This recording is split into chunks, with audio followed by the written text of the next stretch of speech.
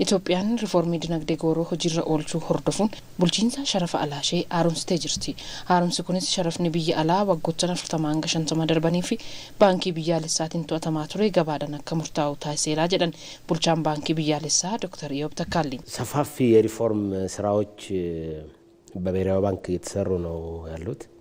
Baankii biyyoolessaan riiformiiwwan bal'aa ta'antu raawwatamaa jiru. Fooyya'insi dinagdee gooroo oomisha biyya keessaa inni tokko kallattii xiyyeeffannoo isaa faayinaansii maayikroodhaan baankii biyyoolessaa akka dhaabbata fooyya'insaa kan danda'u akka ta'uu fi hojimaata hedduutu hojjetamaa turaniiru. Walumaa galatti hojimaanni faayinaansii bu'a qabeessa akka ta'uu fi hojimaata faayinaansichaa jabeessuufis hojiin hojjetameera.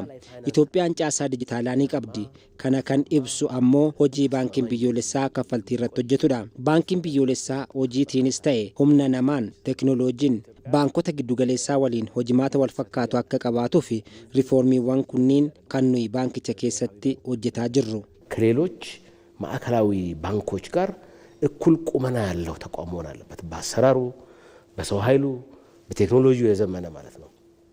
እነዚህ የሪፎርም ስራዎች ነው እንግዲህ በብሔራዊ ባንክ ውስጥ እየሰራን ያለ ካዩወን ኢጆ ሪፎርሚ ቡልቺንሳ ሸረፈ አላ ኬሳ ቶኮ ኦሚሻሌን ኢትዮጵያ ገባ ኢድል አዱኛ ረቲ ገቲ ድርጎማ አከቀባተን ጎቹዳስ ጀደን ቡልቻን ባንክቻ ዶክተር ኢዮብ ተካልኝ የውጭ ምንዛሪ ማሻሻያው የኢትዮጵያን ኢኮኖሚ ነው እጅ ቶርች አስሮ የቆየ ብለን መንገልጸው አይነት ነበር የነበረው። Fooyya'insi sharafa maallaqa biyya alaa dhimma dinagdee Itoophiyaa daran hidhee ture kan fooyyessedha.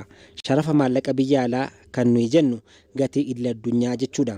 Gatiin kun oomishaati qabdu gabaa addunyaatti ni barbaadama moo hin barbaadamu kan jedhu kan agarsiisudha. Gatiin oomisha kee daran yoo ol kan guddiste ta'e namuu dhufee bituu hin jiru. Seera malee gatiin kee gadi bu'uu hin qabu. Sharafa alaa gabaan murtaa'u wayitaa jennu oomishni Itoophiyaan gara alaatti ergitu akka jajjabeeffamuu fi gatii seera malee ol guddisnee akka sirreessinu jechuudha. Ji'oottan 5 darbanis kan baasnerra kan argannetu caala. Sababiin kun ta'eef ammoo investimentiin biyya alaa waan dabaleef. የኢትዮጵያ አጠቃላይ ከረንት አካውንትም ካፒታል አካውንትም ፖዚቲቭ ነው ማለት ነው። ካወጣነው በላይ ያገኘነው ነው የሚበልጠው ማለት ነው። ይሄ አንዱ የሆነበት ምክንያት የውጭ ኢንቨስትመንትም ስለጨመረ ነው። ተስገቢ ገቲ ኬሰት ገሂም ባንኪ ቢያለሳ ደረን ኦላና ተውስ ዶክተር ኢዮብ ሂመን ይጅሩ የብሔራዊ ባንክ ሚና በጣም ትልቅ ነው። አንዱ ሚናው አንዱ ብቻ ሳይሆን ዋነኛው ሚናው ዋጋ ማረጋጋት ነው። ገቲ ተስገቤሱ irratti ገሂም ባንኪ ቢያለሳ ባየ ጉዳዳ kana jechuun gatiin biyyaalaas kan biyya keessaas ni ilaallata.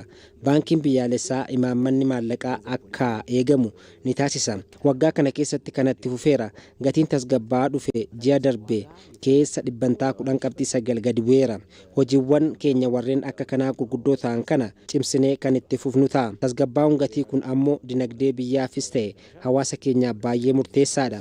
Kanaafuu baankiin biyyaalessaa warreen kana akka ajandaa guddaatti qabachuun bal'inaan kan irratti hojjetu ta'a. Bu'aan hangaammaatti argameenis ገመኔራ ለአጠቃላይ ኢኮኖሚ እንቅስቃሴው በጣም ወሳኝ ነው። ለዜጎቻችን የኑሮ ሁኔታ በጣም ወሳኝ ነው። ስለዚህ ብሔራዊ ባንክ ይሄንን እንደ ትልቅ አጀንዳ ይዞ በሰፊው የሚሰራበት ነው የሚሆነው። እስካሁን ባገኘነው ስኬት በጣም ደስተኞች ነን።